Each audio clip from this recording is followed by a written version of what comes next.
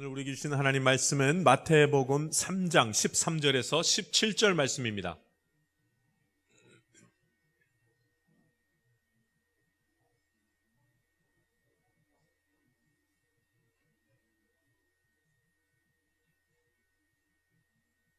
제가 봉독하겠습니다. 하나님 말씀입니다. 이때 예수께서 갈릴리로부터 요단강에 이르러 요한에게 세례를 받으려 하시니 요한이 말려 이르되 내가 당신에게서 세례를 받아야 할 터인데 당신이 내게로 오시나이까? 예수께서 대답하여 이르시되 이제 허락하라. 우리가 이와 같이 하여 모든 의를 이루는 것이 합당하니라 하시니 이에 요한이 허락하는지라. 예수께서 세례를 받으시고 곧 물에서 올라오실새 하늘이 열리고 하나님의 성령이 비둘기같이 내려 자기 위에 임하심을 보시더니 하늘로부터 소리가 있어 말씀하시되 이는 내 사랑하는 아들이요 내 기뻐하는 자라 하시니라. 아멘. 하늘문이 열리는 은혜라는 제목으로 주의 말씀 나누겠습니다. 하늘문이 열리는 은혜라는 제목으로 주의 말씀 나누겠습니다. 오늘 우리 함께 신령과 진정으로 진실됨으로 하나님 앞에 예배하는 모든 자들에게 하나님께서 하늘문을 여시고 은혜 베풀어 주실 줄 믿습니다. 여러분, 오늘 드려지는 이 하나님의 말씀 가운데에는 하늘문이 열려지는 그 은혜를 누리지 않는 사람이 없고 이것을 경험하지 못한 사람이 없다, 이렇게 말합니다. 다른 말로 바꾸면 꼭 경험해야 된다, 이 말을 하고 있습니다. 어떤 사람들은 무슨 하늘문이 열려서 그 은혜를 내는다는 말이 무슨 말인가, 우리가 그거 어떻게 하는가, 믿는 자라 할지라도 그 의심된 마음으로 그런 생각을 하게 될 때가 참 많이 있습니다. 성경 보십시오. 예수님이 세례받는 가운데 하늘문이 열리고 그 가운데 성령이 임했다는 말씀이 있습니다. 할렐루야. 오늘 같이 우리 예배 드리면서 하나님이 사랑하는 자녀들에게 하늘문을 여시고 은혜를 내려주시는 것을 저와 여러분이 경험함으로 가득 찬, 꽉 찬 그런 평안함을 붙들 수 있기를 바랍니다. 대림절 맞이하고 있잖아요. 이 요한과 오늘 요셉과 마리아도 똑같았습니다. 하늘문을 여시고 하나님이 함께 하신 하늘문이 열리는 은혜를 이 요셉과 마리아도 똑같이 경험하게 됩니다. 그래서 하나님의 음성 듣고 가야 할 바를 알게 됩니다. 하늘문이 열리는 은혜를 예수님이 세례받을 때만 나타났던 것이 아니라 그 시대에만 있었던 것이 아니라 오늘 이곳에 하나님이 사랑하는 자녀들에게, 하나님을 경배하는 모든 자들에게 하늘문을 여시는 은혜가 임하는 것을 믿고 붙잡을 수 있기를 바랍니다. 모세가 주님 앞에 나아가면서 홍해를 가를 때 많은 사람들이 와, 홍해가 갈라졌구나, 하나님이 하셨습니다 라고 했을 것 같아요? 아니면 야, 모세 대단하다, 모세가 열었구나 했겠어요? 놀랍게도 여러분, 많은 사람들이 야, 하나님이 하셨구나 그렇게 한 게 아니라요, 모세가 했구나, 모세가 능력이 있다, 저 지팡이 한번 만져봤으면 좋겠다, 저 지팡이로 그렇게 됐으니까. 놀라운 일이지 않습니까? 하나님이 하셨는데 하나님이 하셨다고 하지 않고 저 막대기의 능력이 있고 저 모세에게 능력이 있다고 우리가 자꾸 그렇게 생각합니다. 오늘 우리 주님이 함께 하실 때 하늘 문을 여시고 은혜를 주실 때에 이것이 하나님으로부터 내려온 것임을 알 수 있기를 바랍니다. 저 사람을 통해서 이 일이 저렇게 해서 잘 해결됐다, 참 감사하다. 아니요, 하나님이 하신 것입니다. 여러분, 이 땅이 아직도 멸망하지 않는 이유가 있죠. 하늘문을 여시고 은혜를 내려주셔서 그 은혜를 누리는 사람들이 있기 때문에 하나님이 아직도 이 세상을 멸망하지 않는 겁니다. 하나님의 은혜를 경험하는 사람이 싹 다 없어지면 그때는 하나님이 이 땅을 멸하실 거예요. 그런데 여러분, 지금 이 땅이 얼마나 지옥과 같은 세상을 펼쳐지는지 모릅니다. 주변을 보십시오. 온통 엉망이고 무질서와 혼돈 가운데 있는 것을 봅니다. 동성애가 이렇게 자연스러워질 수가 있을까요?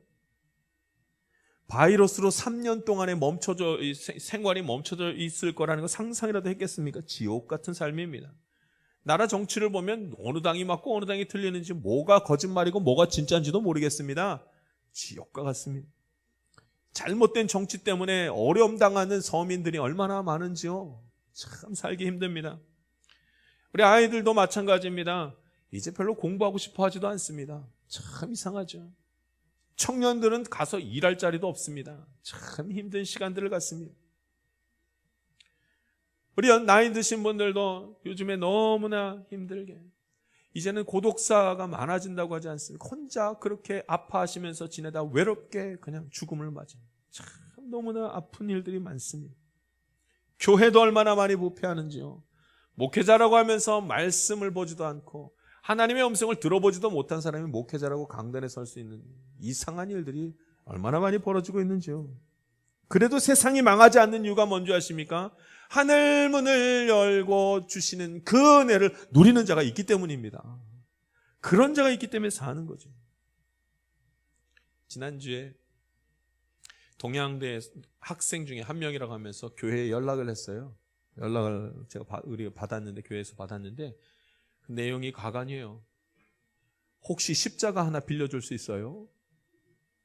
십자가를 어떻게 빌려줘요? 참 불쾌한 얘기예요. 본당에 있는 십자가 떼달라는 소리가 뭐예요? 기독교의 상징이 십자가라는 건 다 알고 있는데, 예수 안 믿는 사람도 알고 있는데 그거 떼어달라는 거예요. 잠깐 빌려달라는 거예요. 상식 밖의 일이었습니다. 여러분, 인간이 하나님이든 뭐든 신이라는 것을 두려워하고 신이라는 것에 대해서 아주 조심스러워하는 거라는 것을 그렇게 살아갔던 걸 다 알지 않습니까?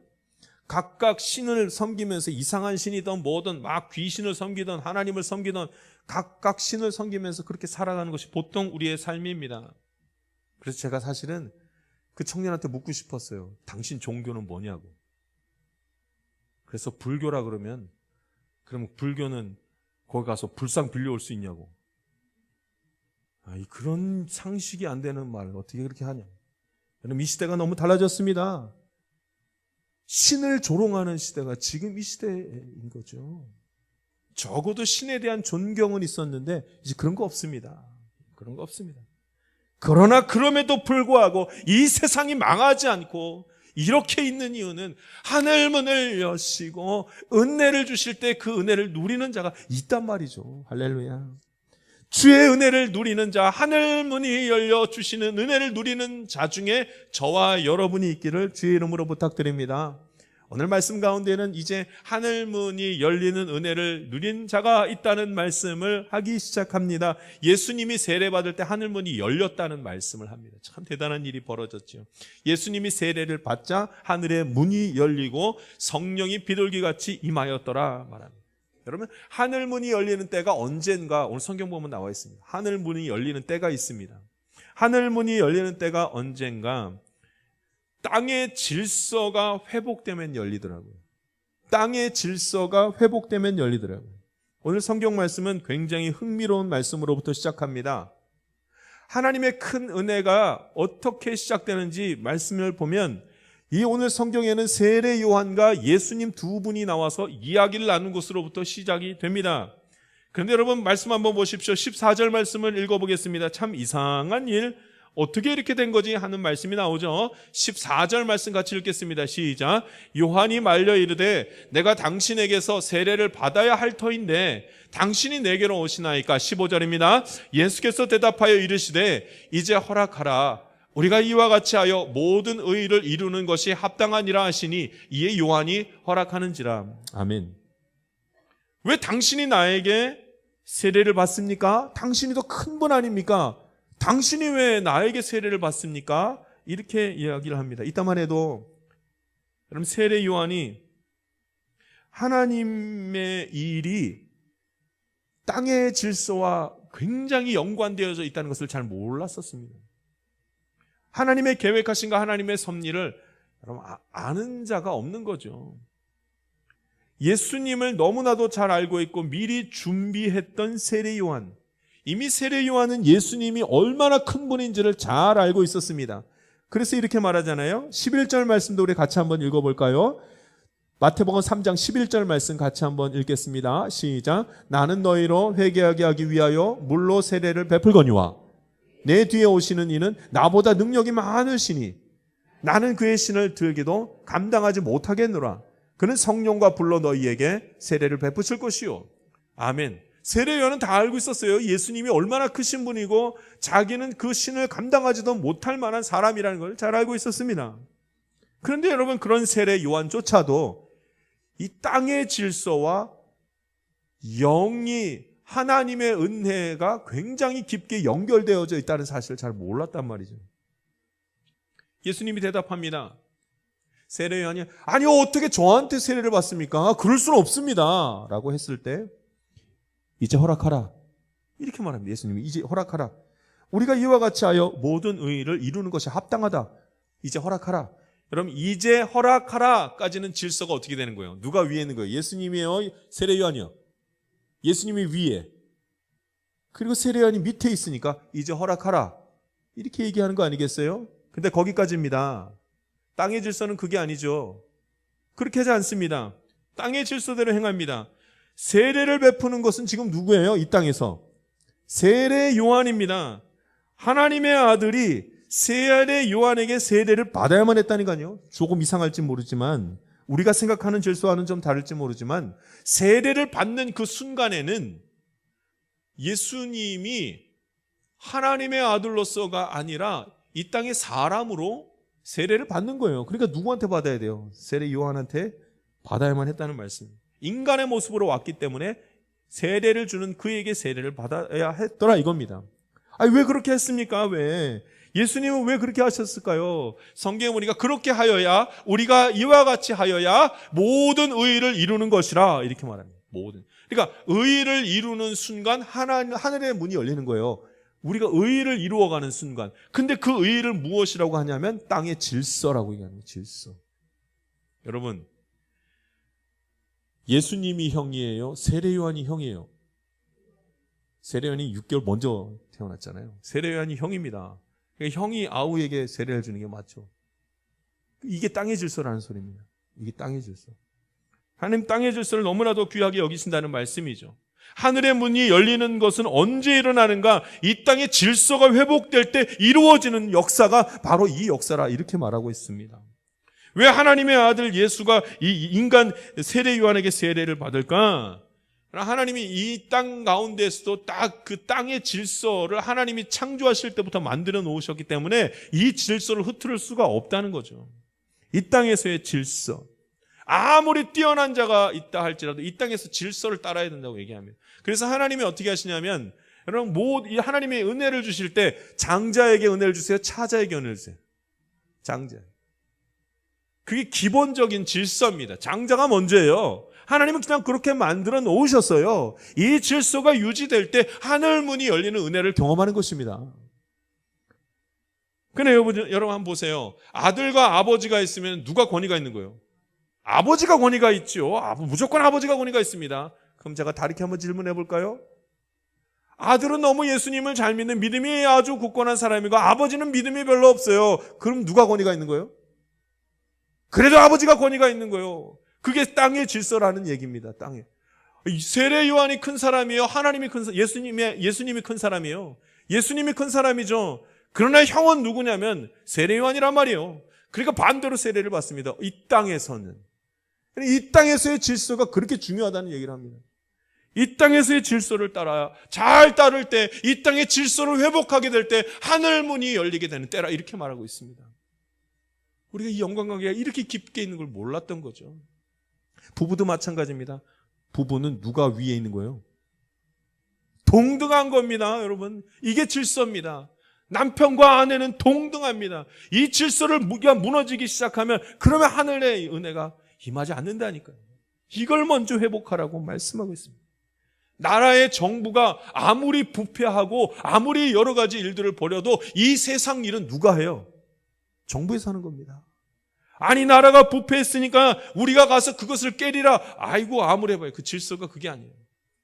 그러니까 이 질서를 유지하기 위해서 부패한 나라 여러 가지 염려와 근심에 우리가 하나님 앞에 기도할 뿐이지 이 질서는 유지된다니까요.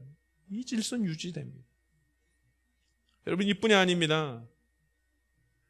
누가 공부를 잘하냐면 열심히 공부한 사람이 공부를 잘하지 기도 많이 한 사람이 공부를 잘하는 게 아닙니다.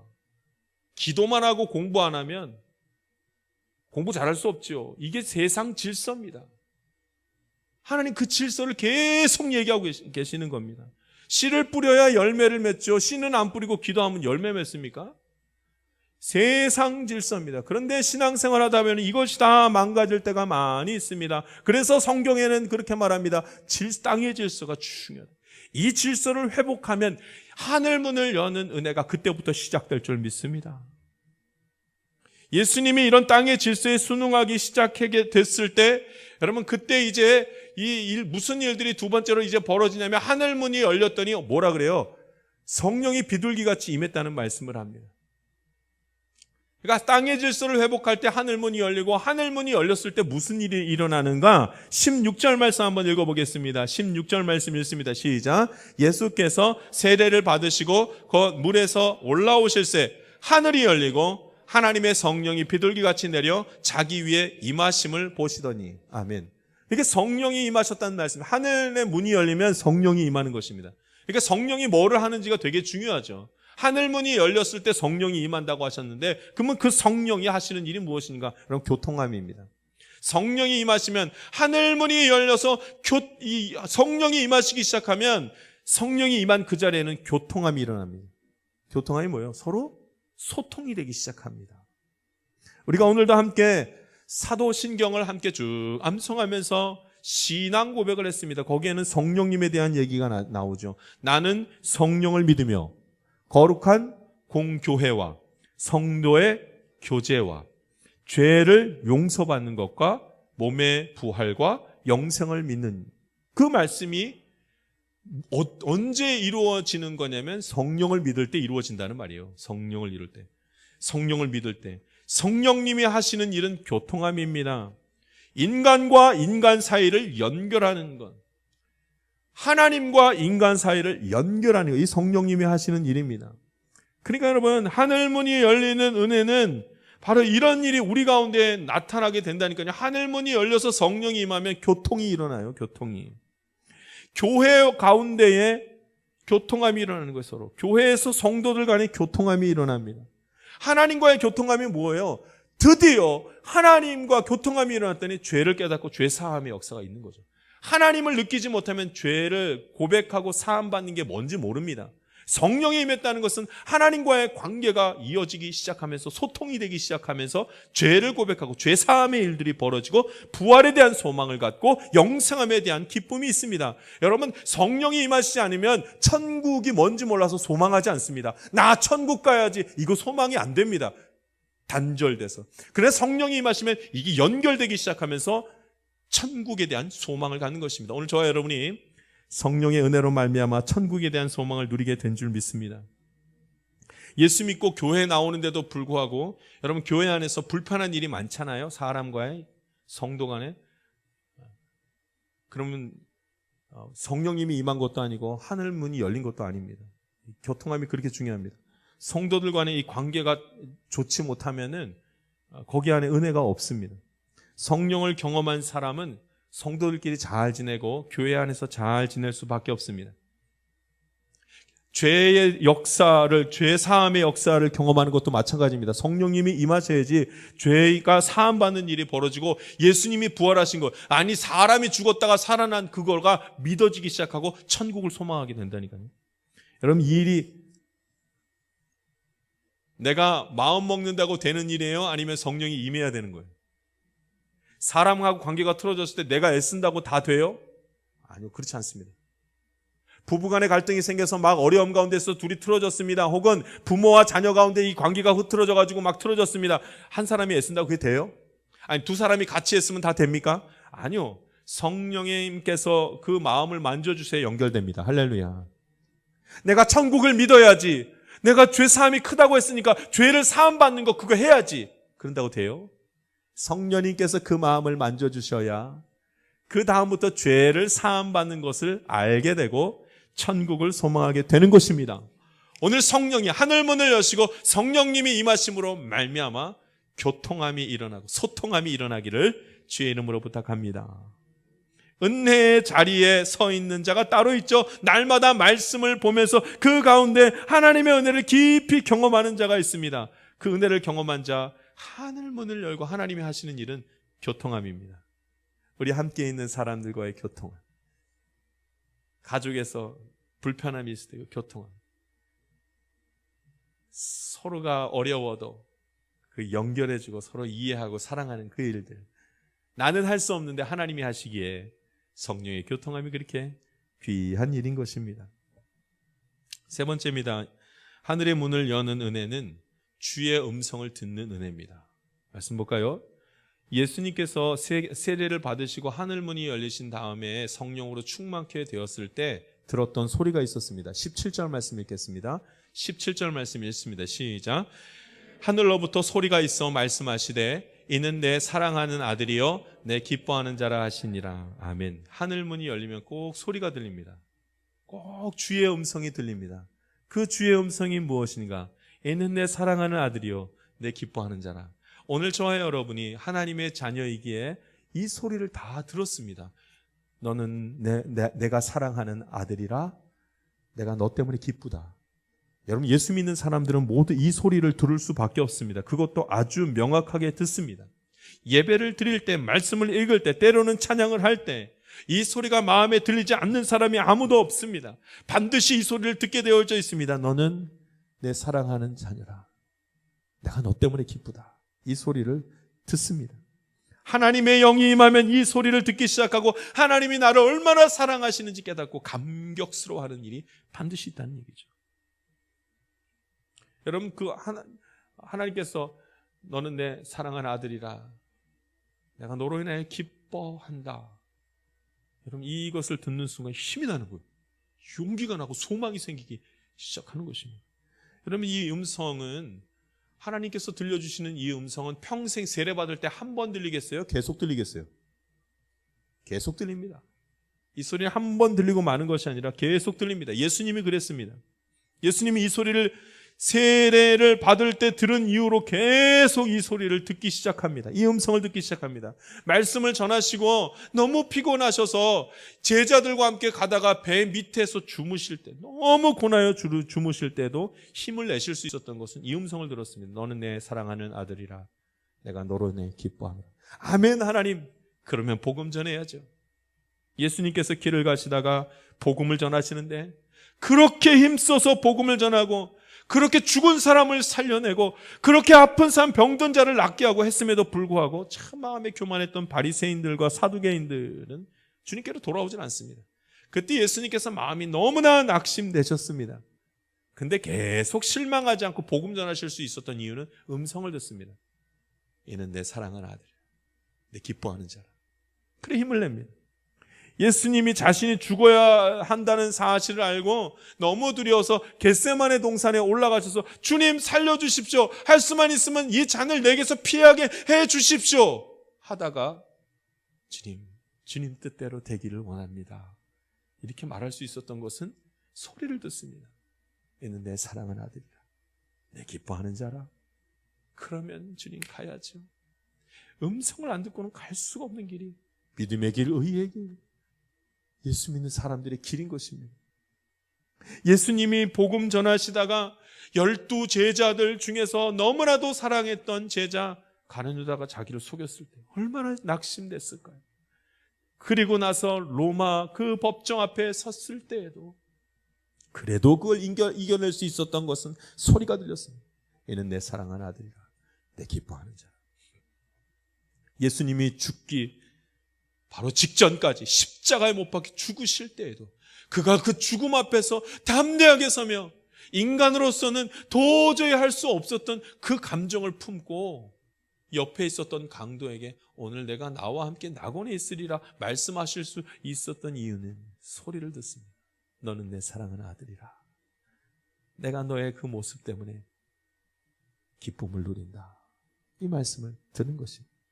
예수님은 계속해서 자신이 고통스러울 때마다 인간으로서 한계를 느끼고 어찌할 바 몰라 할 때마다 이 소리를 듣습니다. 여러분, 하늘문이 열려서 들려지는 소리가 있습니다. 이 주님의 음성을 듣게 될 때에 아무리 절망하고 아무리 낙심돼도 일어서는 것입니다. 할렐루야. 절망하지 않게 되고 힘을 낼 수 있는 힘이 이렇습니다. 그럼 내가 몸이 아파서 이제는 안 되겠다 싶을 때에도 혼자 조용히 있을 때 들려오는 소리가 있습니다. 너는 내 사랑하는 아들이라. 너로 인해서 기쁘다. 그러면 또 이겨낼 수 있는 거예요. 가정의 절망적인 일들이 오랫동안 반복되어지면 뭐 더 하고 싶은 마음이 안 생깁니다. 근데 믿음의 사람들은 소리를 듣습니다. 너는 내 아들이라. 내가 너로 인하여 기쁘다. 그렇습니까, 주님? 그러면 지금도 함께 하시는 걸 내가 믿습니다. 하고 또 이겨내는 것입니다. 답을 찾지 못하고 여러 가지 일들로 인해서 정말 곤고한 시간들을 반복해서 갔다가 이제 더 살고 싶지도 않다. 어떻게 하면 좋은 거야? 그때 주님의 음성이 들리기 시작합니다. 이는 내 사랑하는 아들이라. 내 기뻐하는 자라. 주님, 나와 함께 계셨군요. 잘못했습니다. 내가 힘을 내겠습니다. 생명의 길로 가겠습니다. 천국에 있는 것을 믿습니다. 하나님이 나의 아버지 되신 것을 내가 믿습니다. 용기를 내는 것입니다. 할렐루야. 나는 쓸모없는 자가 아니라 하나님의 아들이며 하나님이 기뻐하시는 자라는 사실을 이제 확신을 갖게 되는 것입니다. 인생에는 저주받은 인생이 있고 하늘 문이 열리는 은혜를 누리는 사람이 있습니다. 그런 인생이 따로 있습니다. 바울은 율법 아래에 있는 자를 저주 아래에 있다고 그렇게 말해요. 저주받은 자라고 이렇게 말합니다. 율법 아래에 있다는 말이 무엇이겠습니까? 내가 노력하고 애써서 의롭게 되면 그러면 하나님이 나를 만나 주시리라. 이게 율법 아래에 있는 자들이 하는 생각입니다. 그 사람 보고 저주받은 사람들이라고 이렇게 얘기합니다. 노력해서 하나님을 만나는 것이 아니라 하나님의 은혜를 누리는 자는 전부 다 누구 때문에요? 하나님이 나를 택하시고 불러서 그 은혜를 누리기 때문에 그런 말을 하는 것입니다. 아무리 절망할 수밖에 없는 가운데 있어도 여러분 하나님이 찾아오셔서 만나주시면 그럼 되는 겁니다. 노력이 아니라. 한 번은 제가 다른 교회에서 신방 갔었을 때 일입니다. 사업하시는 분 가정에 가서 예배를 드리다가 제가 그 집사님에게 이렇게 말했습니다. 집사님, 예수 믿는 사람 거짓말하면 안 돼요. 하나님 기뻐하지 않으세요. 식사하다가 이분이 갑자기 멈춰 서는 거예요. 한참 가만히 있다가 저한테 하시는 말씀이, 목사님, 사업하면서 거짓말 안 할 수가 없어요. 목사님 몰라서 그래요. 그러면서 세금 정리하다 보면 그게 안 된다는 거예요. 참, 어쩌면 얼마나 고민이 됐으면 목사가 말 한마디 했다가 완전히 지금 막 분위기가 너무너무나 이분이 어찌할 뻔 몰라가지고 이러다 내가 하나님의 자녀가 아니면 어떡하나 그런 마음이 계속 드는 거예요. 그럼 탈세가 반복되어지고 거짓말을 하면 하나님의 자녀 아닌 거예요? 아닙니다! 하는 순간 저주 아래 있는 거예요. 율법 아래서 자꾸 생각하는 거예요. 그러나 하나님께서 은혜를 베풀어 주시면 하나님께서 그 죄를 사하시고 그 사람을 사랑하면 그럼에도 불구하고 너는 내 사랑하는 아들이라 내 기뻐하는 자라 말씀하시면 그러면 은혜를 누리고 하늘문이 열려지는 것을 경험하게 되는 것입니다. 여러분 우리가 엄청난 한계 속에서 하나님이 계신가 안 계신가 하는 염려를 의심을 하게 될 때가 많이 있습니다. 혈기 부리게 되고 낙심하게 되고 의심 속에서 믿음이란 거 싹 다 사라질 만큼 힘든 일이 있습니다. 염려하지 마십시오. 하나님이 우리를 택하셨으니 하나님의 자녀 맞습니다. 이제 하나님께서 하늘문을 여시고 은혜를 베푸실 때에 성령님께서 임하심으로 교통함을 통하여 새롭게 하시고 주의 음성 들려주심으로 믿음의 길 걸어가게 하여 주실 줄 믿습니다. 함께 기도하겠습니다. 살아계신 하나님 아버지, 주님 은혜 베풀어 주심에 감사드립니다. 나도 함께 예배드리는 우리 모두도 하늘문이 열리는 은혜를 경험하게 하여 주시옵소서. 이미 부어주신 주의 은혜로 감사하며 오직 하나님만 섬기는 믿음의 삶을 살아갈 수 있도록 우리 주님 인도하여 주시옵소서. 베푸신 은혜에 감사드렸고 예수님의 이름으로 기도하옵나이다. 아멘. 세상 가운데로 나아가는 성도 여러분, 하늘문이 열리는 복은 예수님 시대에만 있던 은혜가 아닙니다. 오늘을 살아가는 우리에게도 임할 은혜입니다. 주변의 질서를 회복하십시오. 영적인 모든 일은 이 땅에서 가져야 하는 질서를 회복할 때 시작되는 역사입니다. 성령의 임재는 주변의 모든 관계를 회복하는 능력이 있습니다. 누구와의 관계에서 불협화음이 있습니까? 어떤 상황 속에서 관계가 무너졌습니까? 우리 성령님께서 이 모든 어려움에서부터 우리를 이끌어 내어 주실 것입니다. 우리 중에 스스로 자신의 불안함과 염려를 해결할 자가 없습니다. 그러나 신기하고 놀랍게도 주님의 음성을 듣기 시작하면 그 모든 마음이 평안을 되찾기 시작합니다. 너무 지쳐서 곤할 때 잠시 하던 일을 멈추고 눈을 감아 봅시다. 그리고 주의 음성에 귀를 기울여 봅시다. 이는 내 사랑하는 아들이요 내 기뻐하는 자라. 이번 한 주간도 내게 주시는 이 음성을 듣고 하늘의 은혜를 누릴 수 있기를 바랍니다.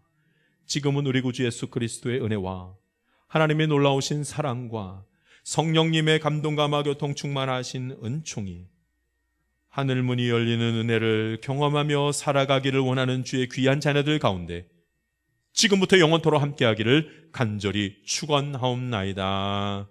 아멘.